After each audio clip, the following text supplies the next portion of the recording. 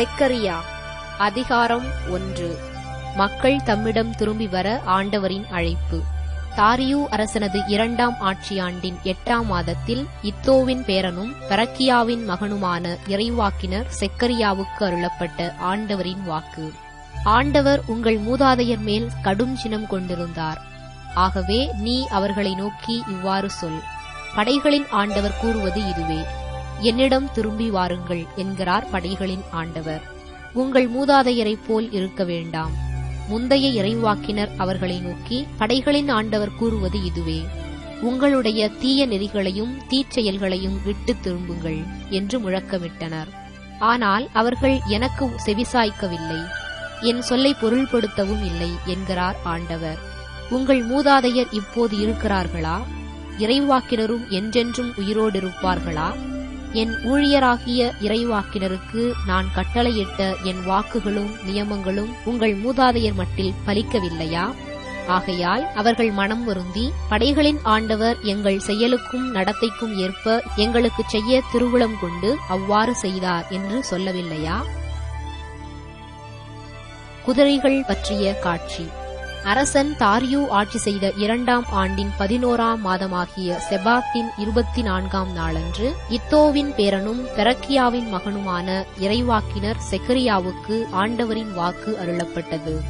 அவர் கூறியது: இதோ, சிவப்பு குதிரை மேல் ஏறி வந்த மனிதர் ஒருவரை நேற்றிரவு கண்டேன். அவர் ஒரு பள்ளத்தாக்கின் நடுவே நறுமணம் வீசும் பசும் செடிகள் இடையே நின்று கொண்டிருந்தார். அவருக்கு பின்னால் சிவப்பு குதிரைகளும் இளம் சிவப்பு குதிரைகளும் நின்றன.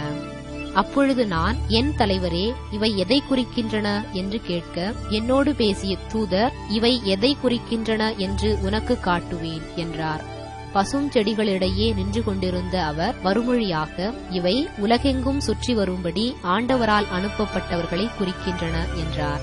பசும் செடிகள் இடையே நின்று கொண்டிருந்த ஆண்டவருடைய தூதரிடம் அவர்கள், நில உலகம் முழுவதும் நாங்கள் சுற்றி வந்தோம், மண்ணுலகம் முழுவதும் அமைதியில் ஆழ்ந்துள்ளது என்று கூறினார்கள்.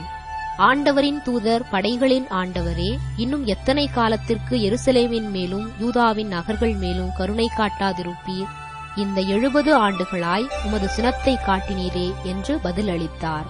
அதற்கு ஆண்டவர் என்னோடு பேசிக் கொண்டிருந்த தூதரிடம் இன்சொற்களையும் ஆறுதல் மொழிகளையும் கூறினார். ஆகவே என்னோடு பேசிக் கொண்டிருந்த தூதர் என்னை நோக்கி, நீ உரக்க கூவி அறிவிக்க வேண்டியது: படைகளின் ஆண்டவர் கூறுவது இதுவே: நான் எருசலேம் மீதும் சியோன் மீதும் பெரிதும் அக்கறை கொண்டுள்ளேன். ஆனால் அமைதியுடன் இனிது வாழ்கின்ற வேற்றினத்தார் மேல் கடும் சின்னம் கொண்டுள்ளேன். நான் சிறிதே சினமுற்றிருந்தபோது அவர்கள் பெரிதும் தீவினை செய்தார்கள். ஆதலால் இரக்கத்துடன் எருசலேமுக்கு திரும்பி வருகிறேன் என்கிறார் ஆண்டவர். அங்கே என் இல்லம் கட்டப்படும், எருசலேமின் மேல் அளவு நூல் பிடிக்கப்படும் என்கிறார் படைகளின் ஆண்டவர். மீண்டும் உரத்த குரலில் இவ்வாறு அறிவிப்பாயாக: படைகளின் ஆண்டவர் அறிவிப்பது இதுவே: என் நகர்கள் சீரும் சிறப்புமாயிருக்கும். ஆண்டவர் சீயோனை மீண்டும் தேற்றுவார், எருசலேமை திரும்பவும் தேர்ந்து கொள்வார். கொம்புகளை பற்றிய காட்சி. நான் என் கண்களை உயர்த்தி பார்த்தபோது, இதோ 4 கொம்புகளை கண்டேன். என்னோடு பேசிக் கொண்டிருந்த தூதரை நோக்கி, இவை எதை குறிக்கின்றன என்று நான் வினவினேன். அதற்கு அவர், இவைதாம் யூதாவையும் இஸ்ரவேலையும் எருசலேமையும் சிதறடித்த கொம்புகள் என பதிலளித்தார். அப்போது ஆண்டவர் கொல்லர்கள் 4 எனக்கு காண்பித்தார். இவர்கள் எதற்காக வருகிறார்கள் என்று நான் கேட்டேன். அதற்கு அத்தூதர், எவரும் தலையெடுக்காதபடி யூதாவை சிதறடித்த கொம்புகள் இவையே. யூதா நாட்டை சிதறடிக்கும்படி தங்கள் கொம்புகளை உயர்த்திய வேற்றினத்தாரின் கொம்புகளை உடைத்தெறியவும் அவர்களை திகில் அடையச் செய்யவுமே இவை வந்திருக்கின்றன என்று பதிலுரைத்தார்.